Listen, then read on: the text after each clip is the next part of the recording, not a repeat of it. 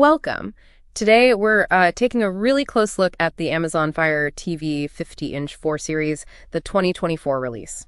Our mission really is to unpack its pretty aggressive pricing and maybe its surprising strategic role. It seems like a gateway. Right. Yeah, exactly. This TV isn't just, a screen you hang on the wall. Right. It feels very much like Amazon's cleverly engineered gateway. It's designed really to pull you deeper into their whole world.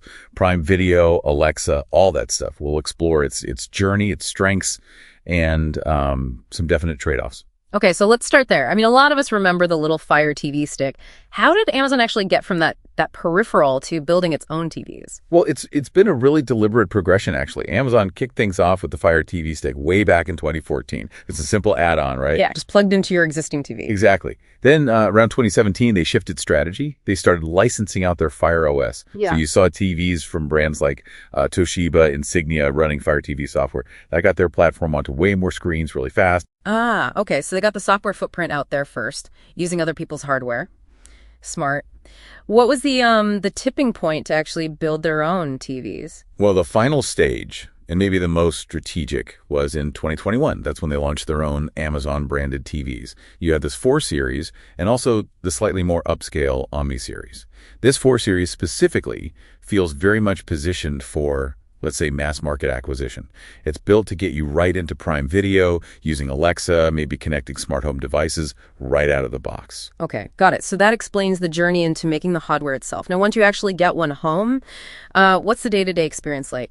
Picture quality, the smart features. Yeah, so picture quality. This is where you really see the strategic compromises, I think. You get 4K resolution, which is good, but to hit that low price point, they definitely skip some premium features. Like what specifically? Well, high brightness is one. It's okay, around 300 nits maybe, but not bright enough for truly impactful HDR.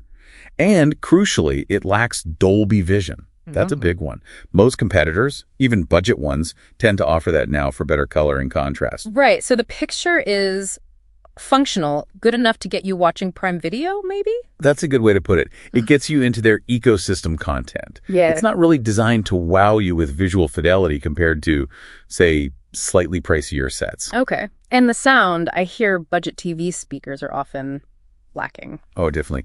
Yeah, the internal speakers are pretty weak. You'll almost certainly want to use the HDMI eRRC port, connect a soundbar. That's really the way to go for decent audio. Okay, that makes sense. Now, here's something I find really interesting. We hear this a lot. Smart TVs start feeling slow after just a couple of years. Does that hold true for Fire TV? And is there like a bigger strategy at play there? Yes, absolutely. That can definitely happen. Look, the physical TV panel, the screen itself, might last you, 5, maybe 10 years. It's usually pretty durable. But the processor inside, especially in these more budget-focused TVs, it often struggles to keep up with software updates after just, say, 2 or 3 years.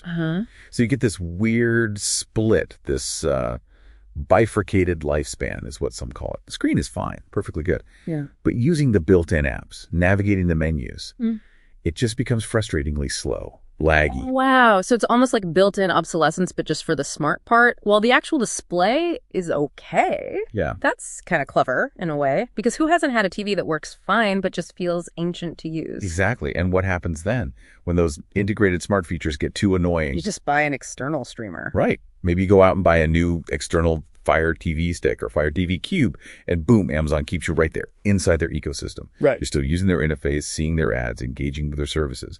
It's a subtle but pretty effective way to encourage that next purchase and maintain that user loyalty. That really is a fascinating long-term play. Okay, so let's talk value then. The bottom line.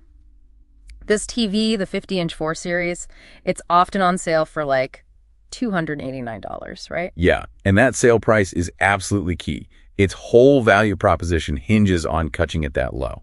At its full list price, maybe $399 or whatever it is, honestly, it's poor value. There are better options. So who is it good for then at that sale price? It's ideal if you're already, deep in the Amazon ecosystem, heavy Alexa user, lots of Prime Video, then maybe. Or if you just need a secondary TV bedroom, den where top-tier picture quality isn't the absolute priority.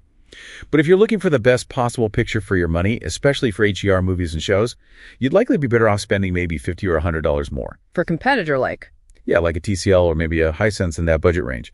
They often include Dolby Vision and might just have a slightly better panel overall. Got it.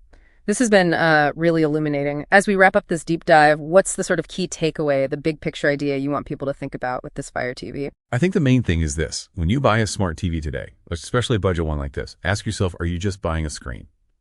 Or are you, maybe without fully realizing it, buying into a whole strategic ecosystem? An ecosystem designed, subtly perhaps, to keep you engaged and potentially guide future purchases. The Amazon Fire TV 4 series is just a perfect example of that latter approach. It really highlights how these tech companies are building out their digital real estate right there in your living room. Something to be aware of.